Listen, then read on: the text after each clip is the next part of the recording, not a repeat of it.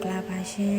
ဒီနေ့တော့မျက်လုံးလေးကအစအသက်ဝင်ပြီးတော့ရမ်းချစ်စရာကောင်းတဲ့မရှွန်းခဲ့အယုံမာလေးတယောက်အကြောင်းကိုပြောပြချင်ပါတယ်ရှင်သူ့မှာထူးခြားချက်တွေအများကြီးရှိရပေါ့နော်ပထမဦးဆုံးကတော့ဒီမှုအုပ်ထုပ်လေးပါခေါင်းနဲ့အုပ်ထုပ်ကိုတန်လိုက်နဲ့ချိတ်ထားတာမလို့ခေါင်းပေါ်တွလိုက်တာနဲ့အလိုက်တင်လေးကတ်သွားတာပါဘေးထိုက်ဆောင်ထားလဲပြုံးကြတော့ဘူးပေါ့နောက်တစ်ခုကတော့သူ့ရဲ့ခြေလက်လေးတွေပါအထဲမှာတိချာလေးတန်ချောင်းလေးနဲ့ခွေပြီးတော့ထိထားတာမလို့စိတ်ချိုက်ကွေးလို့ဆန်းလို့ရပါတယ်တပုံရရင်ပဲဖြစ်ဖြစ်အလှထားရင်လည်းဖြစ်ဖြစ်ကိုဖြစ်စစ်ခြင်းတဲ့ပုံလေးတွေကို